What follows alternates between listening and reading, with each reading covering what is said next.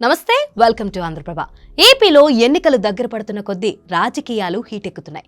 ఈసారి ఏపీ ఎన్నికల్లో రక్తపాతం జరిగే ప్రమాదం ఉందనే సంకేతాలు కనిపిస్తున్నాయి.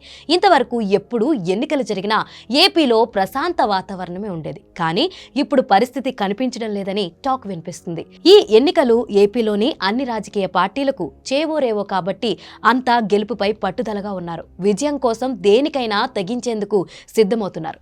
దీంతో ఈసారి ఎన్నికలు నిర్వహణ ఎలక్షన్ కమిషన్ కు కత్తి మీద సామె అంటున్నారు రాజకీయ విశ్లేషకులు.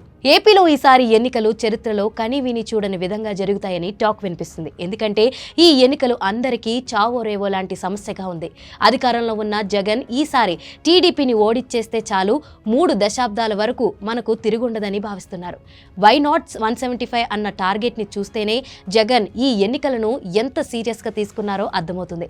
అంతేకాదు కుప్పంలో బాబుని, మంగళగిరిలో లోకేష్ ని, అదే విధంగా ఎక్కడ పోటీ చేసినా పవన్ ను ఓడించాలని చూస్తున్నారు. మరోవైపు టీడీపీ కూడా వచ్చే ఎన్నికల్లో గెలవడానికి శాయశక్తులా కృషిస్తుంది. ఇందుకోసం టీడీపీ అధినేత చంద్రబాబు ప్రతి చిన్న అవకాశాన్ని వాడుకుంటున్నారు. పొత్తులను కల్పిస్తున్నారు. వామపక్షాలను కూడా తమ వెంట ఉంచుకుంటున్నారు. ఆఖరకు కాంగ్రెస్ లో సైతం తన అనుకూల వాతావరణాన్ని తెచ్చుకుంటున్నారు. ఏపీలో అన్ని రాజకీయ పార్టీలు హోరాహోరీగా పోరుకు మొహరించి ఉన్న సన్నివేశమైతే కనిపిస్తుంది. ఓ వైపు డైలాగ్ వస్తే రెండో వైపు నుంచి అంతే ధీటుగా జవాబు వస్తుంది. చొక్కాలు మడత పెట్టి ఎన్నికలకు సిద్ధం కావాలని జగన్ అంటే చీలు మడత పెడతామని చంద్రబాబు రీట్రీట్ చేశారు. ఇక్కడ ఎవరు తగ్గేది లేదంటున్నారు.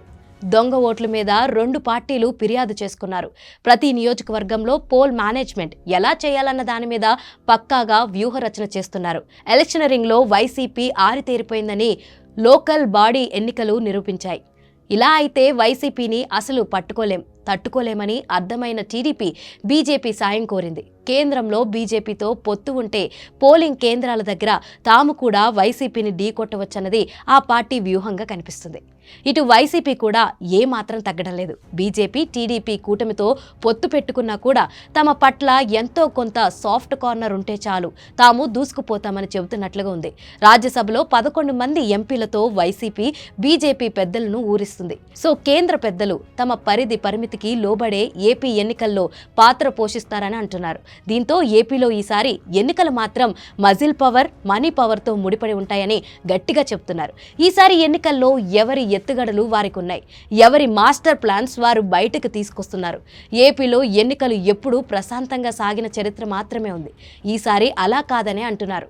ఈసారి ఎన్నికలు కొత్త చరిత్రను సృష్టిస్తాయని అనుమానాలు పెరుగుతున్నాయి. దీని మీద టీడీపీ శ్రీకాకుళం ప్రెసిడెంట్ కూన రవికుమార్ మాట్లాడుతూ జగన్ వ్యాఖ్యలు చూస్తే రాబోయే ఎన్నికలు హింసాయత్నంగా జరగబోతాయనడానికి సంకేతంగా ఉన్నాయని ఆందోళన వ్యక్తం చేశారు. జగన్ చేసిన వ్యాఖ్యలపై ఎన్నికల సంఘం తక్షణమే చర్యలు తీసుకోవాలని, లేకపోతే ఎన్నికలు ప్రజాస్వామ్యబద్ధంగా జరిగే అవకాశాలు ఉండవని అంటున్నారు. ఏదేమైనా అటు ఇటు సమవిజ్జులు బరిలోకి దిగినప్పుడు ఇలాగే ఉంటుంది. ఏపీలో ఎప్పుడూ అలాంటి వాతావరణం లేదు. ఈసారి మాత్రం ఏపీతో పాటు దేశమంతా చూసేలా ఎన్నికలు సాగుతాయన్న చర్చ మాత్రం ఉంది.